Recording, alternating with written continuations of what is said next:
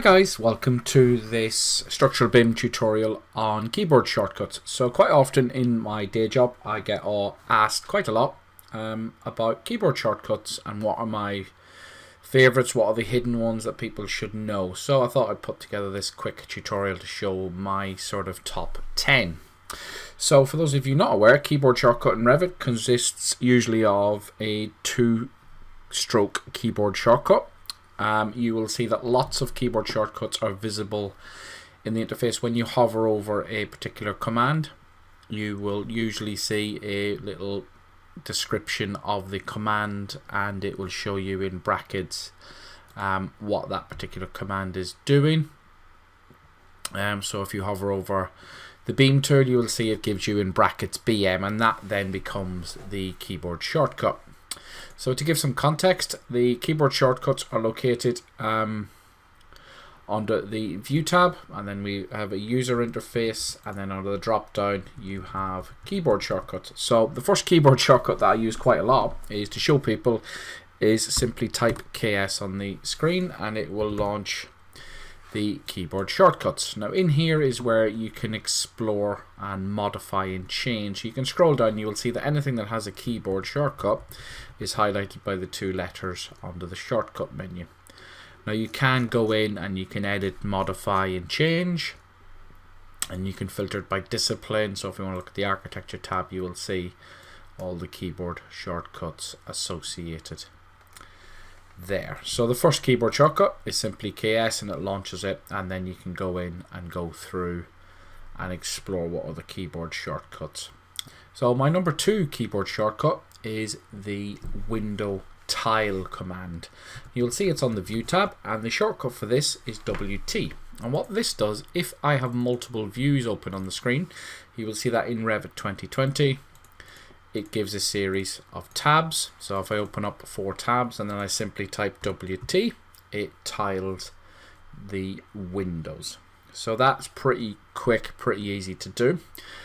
Combined with that is my next tool. So the tool that I use really quite a lot is the Zoom All tool. So you can probably predict what the keyboard shortcut will be. It will be ZA, and the beauty of this is that when I hit the keystroke, it zooms all for all the visible windows. So really quick, really easy, the Zoom All tool. So the next command is a sort of a little hidden one, and not a lot of people know about it. So if I switch back to the tab view and I go to my cold rolled 3D view. Now one that I use quite a lot as I'm creating detailed drawings, I may want to put in a section box and then trim out the items around it. But a really quick way is if you want to create, let's say, a 3D section box of just this haunch detail.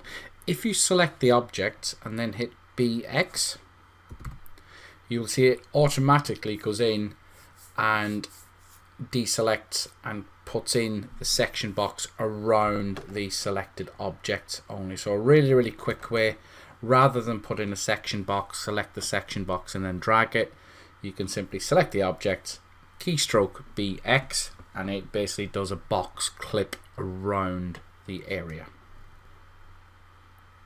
So my next and number 5 keystroke is if I want to close the file really quickly, you can click Control W and it will automatically ask you to save the file. So instead of going and closing all the views or clicking the file drop down and close, simply go Control W.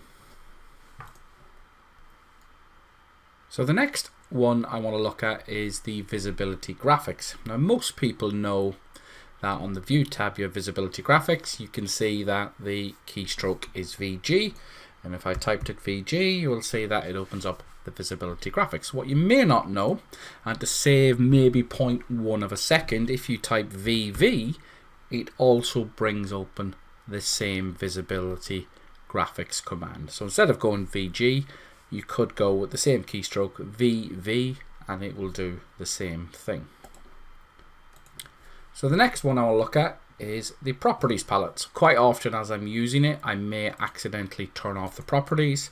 I would have to go to the view interface and then turn on properties. You will see that the keystroke for get the properties back is simply PP. So if I want to turn it off, it's PP, PP to put it back on.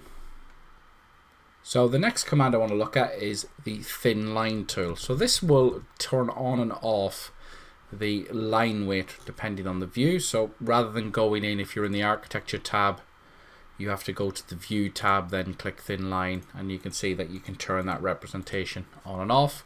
So I tend to do quite a lot is just simply type TL on the keyboard, and you can simply shortcut it by turning the line weight on and off. So my next keyboard shortcut is the create similar tool.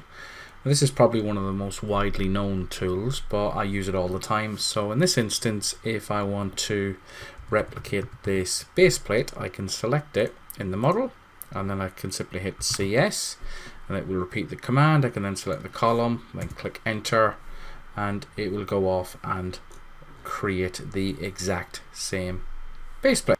So the last command, and probably my most favorite, is a selection tool.